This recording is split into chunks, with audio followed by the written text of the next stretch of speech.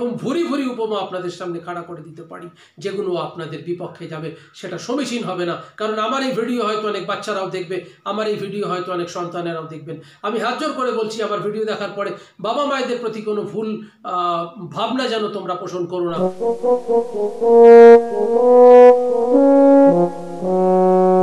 নমস্কার বন্ধুরা, আজ আমি এই যে ভিডিওটা নিয়ে আপনাদের সামনে আসছি, এটা ভীষণ গুরুত্বপূর্ণ ভিডিও আপনাদের সকলের জন্য হতে যাচ্ছে। যে আপনার বাচ্চা যদি সুইসাইড টেন্ডেন্সি থেকে থাকে, আপনার বাচ্চার তার জন্য অবশ্যইভাবে অধিকাংশ ক্ষেত্রে আপনারা নিজেরাই দায়ী থাকেন।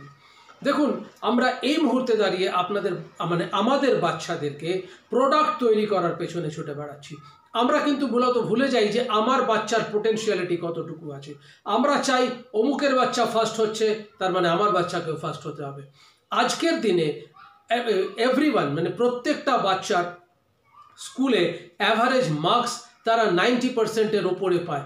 বিশ্বাস করুন, আমি হাত জোর করে বলছি, এইটা কিন্তু সঠিক কাজ হচ্ছে না। কারণ আমাদের ছোটোবেলায় 90% অনেক দূরের কথা ছিল, 35% তুলতে গিয়ে আমাদের এখানকার ঘাম পায়ের তলায় চলে যেত, তবে ভায়া হয়ে যেত অন্য জায়গা। আমি খুব অনেস্টলি আপনাদেরকে বলছি যে আমার সারা জীবনের সমস্ত সাবজেক্টের 95% যোগ করলে 95% আসবে না। তাহলে কি আমার বাবা মা আমাকে বলেছিলেন যে তুই ঝুলে পড়, নাকি আমার অনেক আগেই ঝুলে যাওয়া উচিত ছিল? No, not that. দেখুন, এটা একটা নিয়মের মধ্যে পড়ে গেছে আপনাদের। যেমন বহু পুরুষ মানুষ আছেন যাদের নিজের স্ত্রীর থেকে অন্যের স্ত্রীকে বেশি পছন্দ হয়। আবার অনেক নারীরাও এমন আছেন যাদের নিজেদের পতির থেকে অন্যের পতিকে বেশি পছন্দ হয়। ঠিক একইভাবে আপনারা ইদানিংকালে দেখছি সোশ্যাল মিডিয়ার দৌলতে নিজের সন্তানকে ছোট করে অন্যের সন্তানকে বড় করে দিচ্ছেন। আপনারা বলতে থাকেন সবসময়, অমুক বাবুর বাচ্চা খুব ভালো অঙ্ক করেন, তুমি ওর মতো হও। অমুক বাবুর মেয়ে খুব ভালো নাচ করেন, তুমি ওনার মতো হও বা ওর মতো হও। অমুক বাবুর ছেলে ভীষণ সুন্দর কথা বলতে পারে গুছিয়ে, তুমি ওনার মতো হও বা ওর মতো হও। অমুক বাবুর ছেলে দারুণ গিটার বাজায়। কি আপনার ছেলে কি মাল্টি ট্যালেন্টেড? আপনার ছেলে গানও গাইবে, গিটারও বাজাবে, আপনার পা ছুঁয়ে প্রণাম করবে, সংস্কৃতি থাকবে সঠিক। আপনার ছেলে আবার টপার হবে। আপনি কি চান? আপনার ছেলেটা কি robot?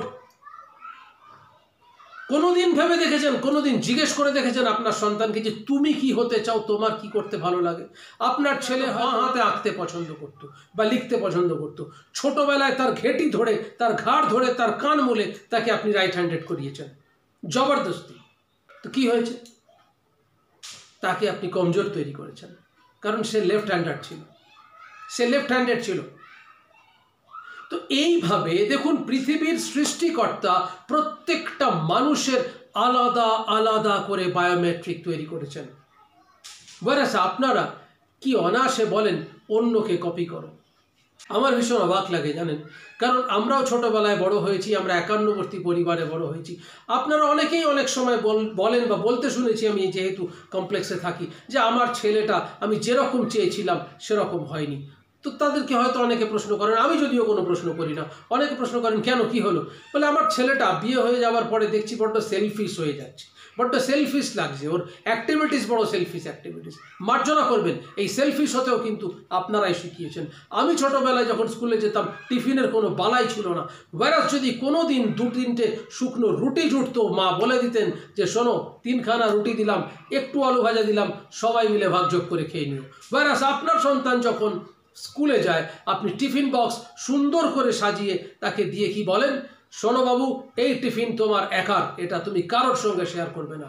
This is for you, this is not for all, remember. এইভাবে তাকে কমান্ড করেন, এইভাবে তাকে একলা হতে শেখান, এইভাবে তাকে সেলফিশ হতে শেখান।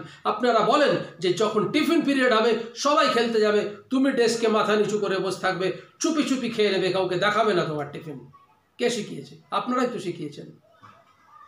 আজকে বড় হওয়ার পর ও যখন ওই অভ্যেসটাকে অ্যাডাপ্ট করে নিয়েছে, তখন আপনার মনে হচ্ছে যে আপনার ছেলে বড্ড সেলফিশ হয়ে গেছে।